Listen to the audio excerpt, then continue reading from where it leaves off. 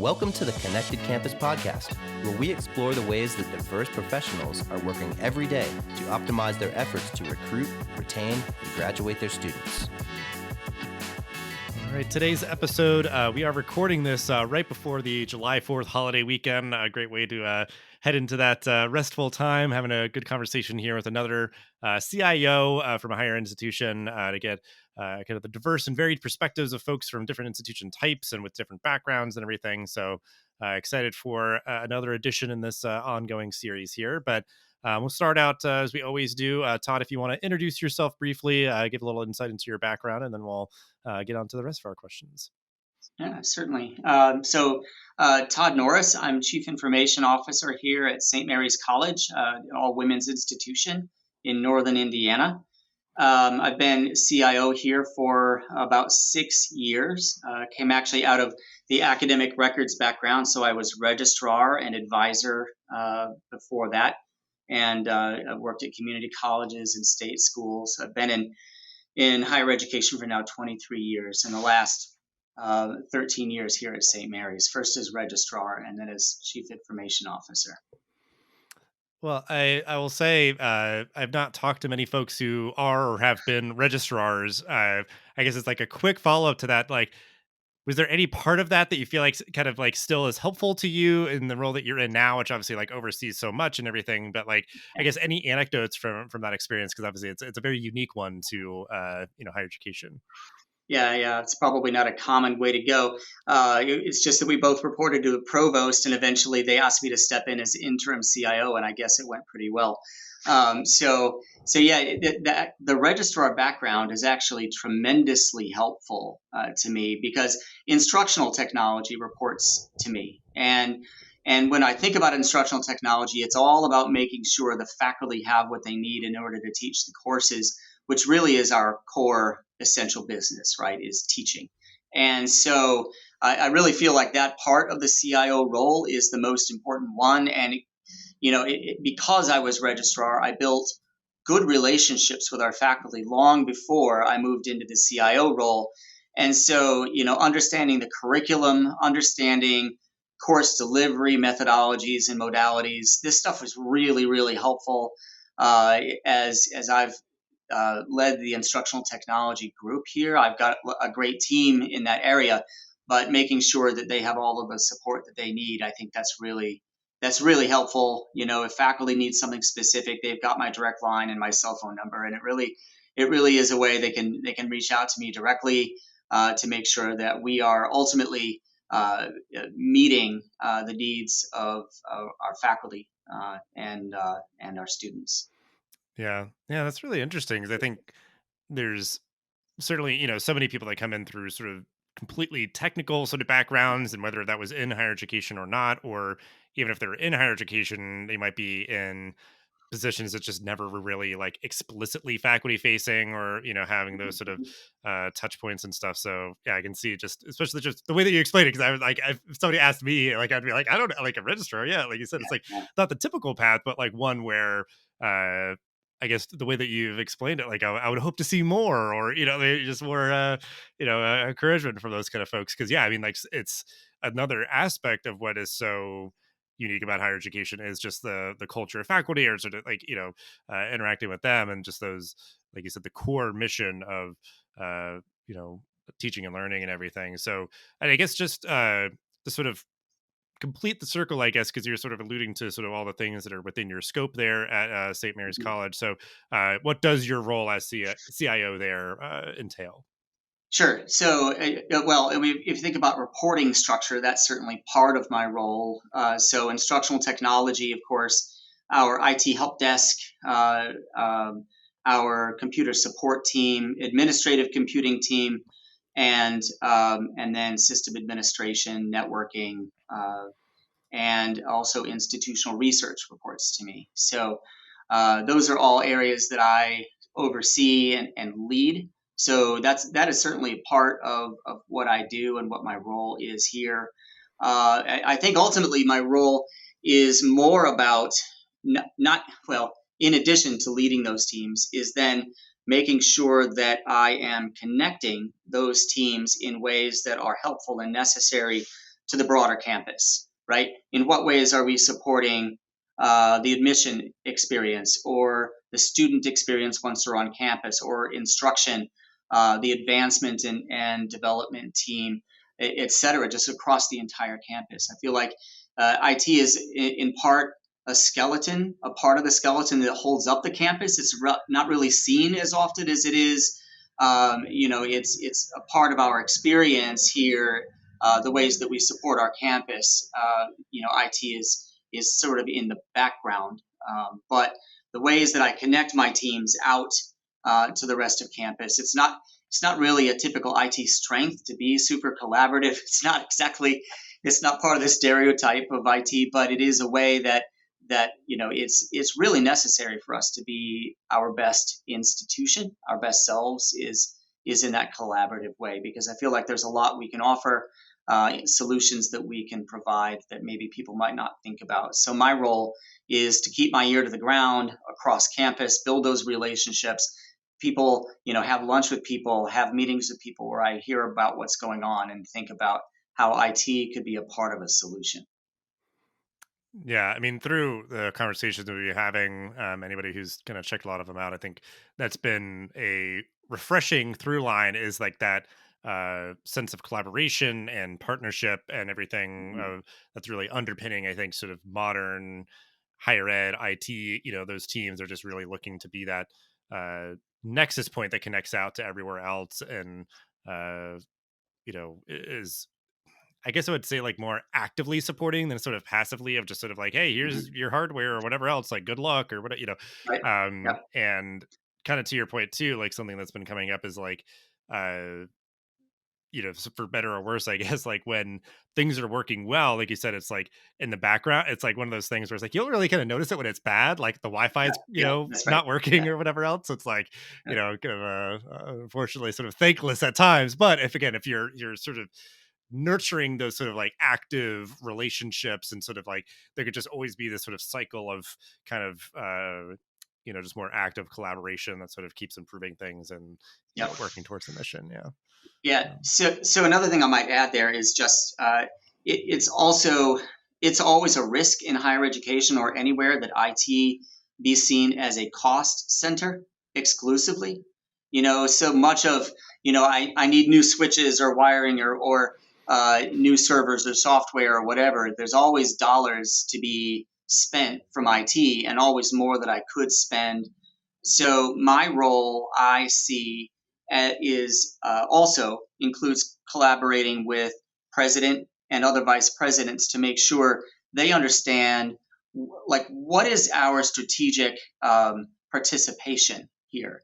Like, what are we doing to further the mission of the college? What are we doing to be a part of a broader um, mission and effort here? It's not just keeping the lights on, so to speak. It's really ways that we could enhance instruction, ways that we can enhance the student experience, ways that we could, work with fundraising or pre-admission efforts. All of the technologies in the background of all of that. So seeing the ways that we contribute to that makes the vision, for IT a partnership, as opposed to a sort of this necessary expense in order for these other divisions to do their work. So if it looks like partnership, then it looks like IT and faculty together participating in the instructional process, as opposed to it being really exclusively faculty driven, and we just give them laptops. It's just far more than that. So when we position ourselves like that, I think we're in a better position to get the funding we need for future initiatives, which overall helps the institution in ways that it really hard to quantify, but I'm certain that it does. And we don't always, could take years to really see the fruition of it, but it is a part of my role here. The last thing I would say is just thinking about change management. Such a buzzword these days, but we're in the middle of an ERP and SIS implementation effort here. Smack, we're live with it with the HR and finance modules. We're looking at the student module coming up, looking at a portal, reviewing our LMS. So all of those things create change and anxiety, or could, on campus. So communicating those things and communicating the why of it, and engaging them in the process of product review and an evaluation, so that their voices are heard and their needs are assessed as we think about the right tools moving forward. So that change management piece, it is certainly a thing I'm smack dab in the middle of, but I think is only going to get broader as we move forward. Right, because like the underpinning of what we're just talking about is like the human nature, aspect of it, of like the collaboration, the partnership, and all that is like there's just you need to, at the very least, just like explain things to people, reassure them, sort of just like be empathetic, and sort of those sort of things. And that's just been another sort of underpinning in these episodes, just broadly, is acknowledging the human aspect of this work, Yep. where it does feel like you're saying like, oh, you might not think of these sort of verbs or sort of aspects of a culture when it comes to thinking about IT or anything, but it's just nice to hear and know that leaders like yourself, in who we're talking to, is like they're aware of it, they're working through it. It is just, it can be kind of messy and just sort of all these sort of things, but yeah, so it's really great stuff, because I think that is, yeah, it's half the battle, and the other half is like, okay, if we've like figured that out, then it's like, how do we work towards like the uh the best, most efficient tools that are going to achieve the outcome, and go through that together. That yeah, and I think sort of an aspect of this that I want to ask, because I know I want to get more to that sort of like, how do we work towards the outcomes of achieving the mission and all that, one of the questions I had. But before that, uh I'm curious, because like your tenure there at St. Mary like came at an interesting time, where I'm wondering if your priorities changed or didn't change, just depending on like where you were in terms of like the pandemic that happened right smack dab in the middle of your time there so far. So like, you know, what track were you on? Did you have to kind of make a hard shift, or were you sort of trending in a direction where you kind of just had to like really lean into that sort of turn as sort of the disruptions came about from the pandemic? Yeah, so we were on the track of ERP migration right before. In fact, we met with the vendor on the day that our students were called back from study abroad experiences. We actually had to cut that meeting short in order to have a cabinet meeting about that very fact. So yeah, we were still in that mode, and of course we've continued on that path. But we took about a year and a half pause on that in order to get to some things that needed to jump ahead of it in priority. So, for example, to accommodate the work from home effort, as we moved away from campus, things like doubling down on our training of faculty, or supporting training faculty, which is also part of what we did with regard to online and hybrid instruction.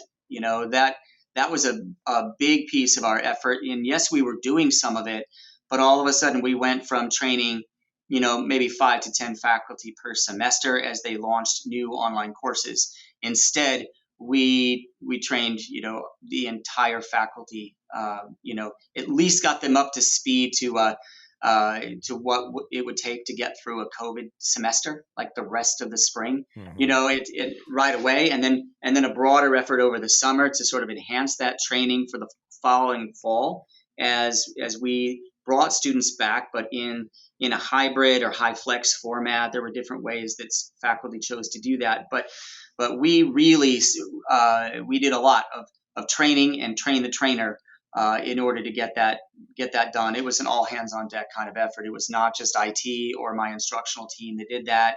It was faculty training faculty. Well, ultimately, I think was maybe the best model of all. So that was the thing that jumped ahead. Certainly, also with going work from home, this is not a surprise to anybody. But as we deploy laptops out to people, now they're going home to their home network instead of working on campus. And all of the security related concerns that we had there, and the service concerns, how do we get a virtual lab? How do we get software onto that well, how do we make those files available? And so we had, we're looking at firewall settings, we're looking at you know all sorts of things that we had to adjust in order to accommodate administrators and faculty working from home. So, I mean, that was certainly a part of it. Enhancing and supporting mobile technology became, instead of a, a like a what a bonus to the software, it becomes a requirement of the software that it's mobile friendly. So, those types of things we really felt needed to jump ahead. Um, and then the cloud migration, that was just accelerated because of COVID, right? But as we started looking at security, and the world continues to shift, even this week with more news coming out of hackers and bad actors in the space, enhancing security in all sorts of ways.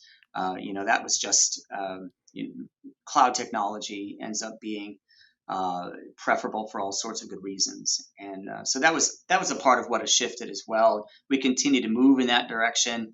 I'll install on-prem software only when we have to. Our preference absolutely is for cloud because of the security aspects of that. Yeah. So that's interesting because I know like it's been sort of this thing I've always been observing is like how much of what any organization really did was temporary because they had to, it's like any company where they're like sort of, allowing people to work from home and then they're like requiring them coming back and those sort of things, but which like, obviously that could always happen on a spectrum, but even from what you're saying for St. Mary's, like it was, rearranging and kind of accelerating and all that. Like Right. it wasn't as if it was seeming as though it was like so hard, like hard shift, like things were like coming from out of nowhere where it's like, we didn't even know we needed to like, it was just like, oh, okay, well, we got to do this first because, people are working from home. We want to be secure and all these sort of things. And then it's just like keeping on with it so that you're not, because that would Right. obviously be the tragedy. It's like, kind of twofold of like sort of overly reverting back to how things were prior, Mhm. and like so you had to kind of like make change like multiple I'm just like I can't even imagine if you're sort of like kind of hard shifting constantly, if it's just sort of like we were trending in this direction anyway, we had to kind of like make some adjustments, but it still was leading towards sort of the goals and the outcomes that we were looking for, and leveraging all the different digital tools and cloud based things and all that like you were saying. So Yep. um Yeah. So we did not do very much during COVID that we undid, right? So the only thing I would say is maybe the high flex teaching format is not a thing our faculty loved at all, because they felt like they ended up having to teach the course twice. So mm. it's not a thing that we maintained as it was a good option for bringing students back, and making use of the spaces and getting students in front face to face of our faculty without having too many people piled into those rooms at the same time. So it was effective for that reason, but it was very difficult on our faculty and also not great for our students, as they only saw about half the students in the class at a time. So that is about the only thing I can think of that we really undid once we made that move. Most of it was really, as you said, it was just accelerating the initiative, and maybe doubling down on something that we would have taken a little more time on, if we had the chance. Yeah, which I guess I'm glad to hear that for you and your whole team's sake of just not having like, sort of the necessarily the bumpiest transition, and then just like knowing sort of again, so the spectrum, I guess, of how sort of institutions are sort of grappling with at the time what was changing and how they're sort of emerging from that sort of period. Definitely been curious about that. But so back to the kind of that idea of, so you've made all these adjustments and changes, and sort of the plan that you had sort of got rearranged and all that, but you're still leading towards sort of this place of leveraging a variety of digital tools and everything to help Mhm. honor and achieve your very unique institutional mission and culture and everything. So how do you see digital tools kind of like helping in that? Because I think it is always sort of that idea of like, if you have these uh sort of hyper kind of specific niche unique institutions, like it might either seem to like not be as relevant or almost like fly in the face of it or something, if it's like, oh, I'm choosing this sort of institutional experience, like, so how do you Mhm. see sort of everything kind of interplaying, the sort of, the on-campus experience, the digital tools and different things all kind of coming together? Yeah, lots of ways, actually. One is, tools that help us connect students to faculty, connect students to administrators, connect students to multiple services. We're looking at our advising process specifically and thinking about it in more of a case management approach. But in that, we need to think about who has access to what, and how do we get that? How do we ease the communication flow between services on campus while making sure the students are connected. So we're looking at systems there and utilizing what we have and enhancing that, so that there's more collaboration, and if there are any concerns that the student has, that we're addressing those immediately. If there are specific needs they have that we know that across the campus, that it's not a secret, an unintentional secret in some offices, files, paper files. Now things are electronic. You can tag people and get them involved in solving, being part of a solution for the student. um, we already talked about the online and hybrid course delivery. That's obviously a way that it's just going to continue in that direction. We're thinking about more, and planning for more online graduate programs. And so you really need the tools and technology in order to do those things. But then beyond the instruction, how do you connect those people back to your campus, right? How beyond just taking the class and posting and interacting with your particular classmates, how do you make them a part of St. Mary's College? How do you give them an experience that we want every single student here at St. Mary's to have? We've got to engage them in multiple ways, so that using technology when they're virtual, is essential. If they're on campus, it's really important, but certainly essential. If you're off campus, it's the only way. Mhm. So that's another one. We talk a lot about, and part of our strategic plan relates to inclusivity, and so certainly accessibility fits within that. The ways that that different email communication, the way that course delivery, events, we using technology to make sure that those events and communications are accessible, to students who have varied needs and limitations. We want to make sure that they are able to overcome those and experience the campus fully.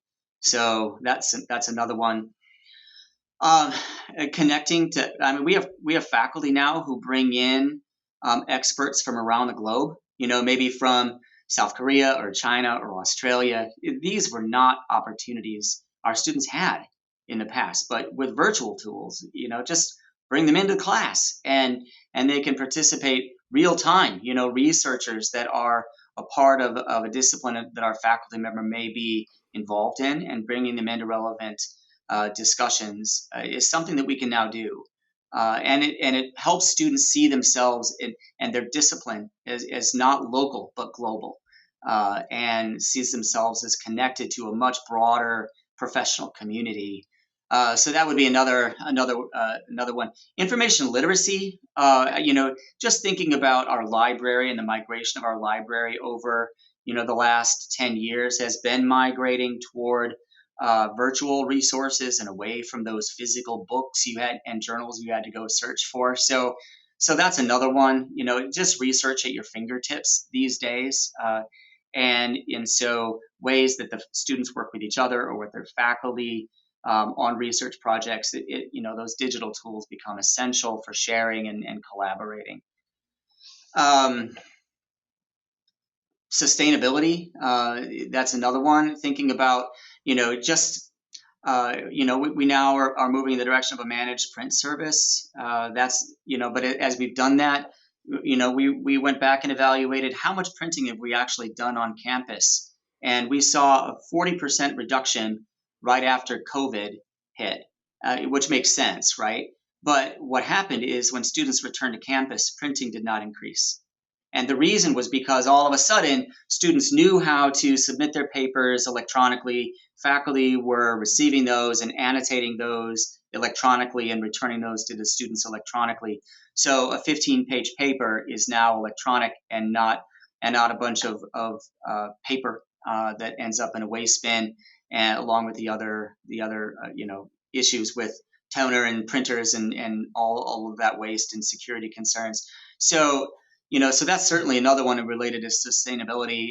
There's more out there that I haven't really, I could think deeper about that, but I think that's one that I'd like to focus on. Um, Facilitating student connections. I think that really gets to the heart of it. You mentioned earlier the communication and that being so important. My graduate degree is actually in counseling psychology. So communication and sort of the collaboration and understanding is so important. So if you think about students and the ways that they connect with one another, using those virtual tools to make sure that every student understands and is clear on what opportunities exist on campus, ways that they can participate in it. That's certainly a part of that. So the message boards and campus portal and learning management system and everything else that we have out there, email to communicate with students, is so important. And then, and sort of promoting that sort of civil discourse that I think is so lacking in our culture these days. Having the virtual tools, it teaches them how to interact in an online environment in a civil way, right? There's just a little bit more guidance. We don't restrict because we're a college, but we can guide and direct. And so those are things that we can do in a virtual environment that we wouldn't know if all of that communication was just happening face to face. We don't necessarily, we don't have our eyeballs on it, right? So that's another one. And certainly thinking about the curriculum. I mentioned instruction, but beyond the instruction, out to what professional credentials can we add to academic programs? What micro credentials can we support our students in earning that are beyond what we would have done if it was just face-to-face instruction? But being able to connect out to things within our world that are now delivered online, we can begin to integrate some of that, and maybe not as requirements within our curriculum, but at least to support those within our co-curricular efforts for our students, and helping them build their sort of virtual profile, and so that would be another one. So I mean, there's a lot in there. This is a thing that obviously I'm passionate about, but ways that IT can connect to the curriculum, to the social environment here on campus, and then stretching out beyond the bounds of our campus into our county, or other countries across the globe. Yeah. Yeah. I mean, so much good stuff there, which, like, I guess also makes a little bit more sense from your background, which I always love to hear is sort of the, unique ways that people get into positions like yours, where it's not, again, just like purely just like, oh, comp sci degrees and this, that, and the other thing. It's like, you could have, varieties of disciplines that come in and can bring that unique perspective and skill set and everything. So that's great. But like, so much of it, of what you mentioned, which is all really, really great and important, uh, aspects of the student experience and everything around educational opportunities and social opportunities and just the supportive environment and everything, because I've seen, having worked prior to the role I have now, a lot in sort of the this wave that we're still sort of coasting on of digital education, those sort of proliferating across the country, where like institutions would kind of just get like dollar signs in their eyes and be like, yeah, let's do online programs, but they wouldn't have sort of the infrastructure to back it up. And it's like, anymore, it's like, take your time, like get all the infrastructure in place so that if it's like, okay, let's start developing some programs and start having more online courses or whatever, like if you're having hybrid and maybe fully online students and increasingly adult learners and all these different things, like you have the infrastructure already set to support them, versus like, why aren't these students like retaining, or why aren't they satisfied or whatever. It's like, well, they're like only able to partake in like half of the support resources, or they don't have like the community platform, like they just don't feel included. And then Yeah. certainly the accessibility piece, where like whether it is a class that's happening in person or online, it's like it's either sort of supplementing and augmenting what's happening in a classroom, or creating sort of parity in that digital environment where the class is happening, where it's like, okay, typically, yeah, if you were in person, we might be able to like do, this, that, the other thing, but we can have sort of a suite of digital tools that creates sort of a, a parity of experience, which is definitely really important. So, and all that where it's just like, okay, yeah, somebody who chooses St. Mary's might be choosing a very specific higher ed experience, and it's like you don't, you know, uh, want to just sort of have any sort of pitfalls if you can help it, of just sort of like, okay, how can we just keep sort of scaffolding and supplementing around with various Mhm. digital tools and offerings and all that kind of stuff. So yeah, I appreciate the very robust and thorough list of, because I think that's the idea, is like you shouldn't, certainly in your position as like a CIO, like you'd want to make sure you're having that sort of 30,000 feet view of the whole sort of ecosystem and be like, okay, like let's keep sort of like making sure there's no blind spots of things that we should be looking at and considering to sort of, keep working towards whatever our institutional mission is. And Yep. yeah. Yeah, so I mean, within accessibility too, what you end up doing is providing features that are not necessarily required of all students. Closed captioning is an example. I watch closed captioning television all the time. It depends on the show I'm watching, but sometimes I need it to sort of stay up to speed on what they're saying because I kind of missed it in dialogue, or and so just the idea of having it, students can just turn it on, right? And they don't have to have it all the time, but it's a feature that we have because some students do need it. But beyond that, everyone can take advantage of it. It's kind of like curb cuts on the sidewalk, right? Required for people who use wheelchairs because they can't get up there without it. But moms who push strollers, it's handy, right? It's the same idea here, right? So the features that we have, that we can provide for technology to enhance all sorts of things, end up just being, enhancing the experience of people who may not have thought, that they need it. They never would have asked for it, but isn't it nice that it's there? It enhances the experience. So it's all part of it. Yeah, that's such a great way to put it, honestly. Like, is that idea of the, I think, traditional notion of those sort of accessibility things is like, well, hey, like whatever you need, just let us know. And it's like, you might sort of follow through on that, but it's like they shouldn't have to. Like, if especially nowadays, like you can have, Yeah. 'cause they're obviously not going to be like 100% perfect, but if it's just like, okay, automated captions on any videos, Mhm. it's like, yeah, you use them if you want to, you have them there if you need them, and you Yeah. don't have to kind of keep chasing all these various things. So it's like, as much as you can, I think, operate in that mindset of like, how much can we sort of offer so that's there and people don't have to sort of chase it down, of sort of like things that can be maybe self-service in terms of forms, to be like, okay, I need this thing, so I'm just going to submit it. And like you said, like Yeah. getting to a point with advising or anything else where it's kind of a case management thing, where you maybe sort of have a queue of Mhm. tickets so you can kind of address all the random sort of frequently asked questions that come up and things. So yeah, so it's all, yeah, things being tracked, all the, like, I feel like throughout the whole episode you've sort of, I think, shared all this sort of embodying philosophies, I feel like, that are so important for higher ed IT leaders to have and everything. So that's been really great to hear. um so I think we'll try to bring this in for a landing with our standard final question. I'll be curious to see how you take this. What does a connected campus look and or feel like to you? Yeah. So, what does it look like? It engaged, engaged internally and also externally. So, um, helping us see where we are as a part of the broader community, but also being a part of what are we doing here on campus, and how can I bring others into my world, and we can do it together. So that's certainly what connected looks like to me. Supportive of one another. Thinking about a thing that's important to me. Someone else. When you really can double down on the communication and the technology, there's more awareness of what's happening. And so you might find friends you never knew, that had a shared experience or a shared interest. And so that's part of that. And I mentioned before civil discourse. I think is so important. Just helping students, uh, if they're going to be connected, then we want them to connect and interact civilly with one another, learn from one another, engage together, learn and grow. That's our goal here. And so in some ways, guiding that, but encouraging it, is certainly a part of that. I suppose, I mean, those are the biggest ones. Engaged, just engaged, and yeah, I would say that those are the biggest ones to me.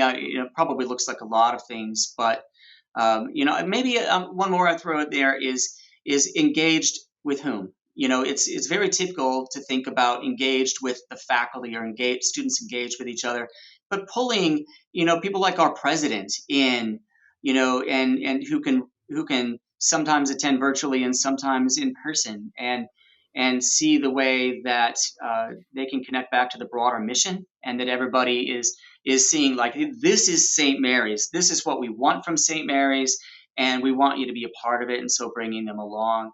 If somebody, we've got this sense of belonging and mattering here as a part of our strategic plan, and you can't be connected if you don't feel like you belong, right? And so bringing them in, helping them to continue to shape the ongoing story of St. Mary's, I feel like that's connection, that's true connection, and yeah, I guess I would end with that. Yeah, yeah, and I love that sentiment because, like, so much I think also what we've talked about throughout the episode and sort of putting the cherry on top at the end of just like so many sort of active words, like it's the engagement, it's the connections, the collaboration, it's sort Mhm. of, all these sort of things because I think it just embodies that sort of dynamics kind of, nature of how sort of digital tools are leveraged and just how students are connecting and how everything is sort of feeding off each other. And even just like the notion that you brought up a few times of like civil discourse, like that's also active, like it's actively trying to kind of like learn and grow from each other versus like a word like, tolerance, which is fine. Like the idea of just like that should be the baseline for sure. Like it's just Yeah, sort of like yeah. you understand who people are and all that, but you may not be interacting. But it's like, how can we, perhaps through like digital tools that can sort of help instill kind of digital literacy, but also sort of, that civil discourse piece and everything. So, so much good stuff, and just great to kind of hear from your perspective with your unique background. And St. Mary's is a very unique institution. So, just really appreciate all that you shared and for your time today. It was a really great conversation. Awesome. It was a real pleasure. Thank you. Thanks for listening to The Connected Campus. Please leave a 5-star review for the show and share it so others can discover us. Make sure to also subscribe so you never miss an episode. Thanks again for joining us, and we'll see you in the next episode of The Connected Campus.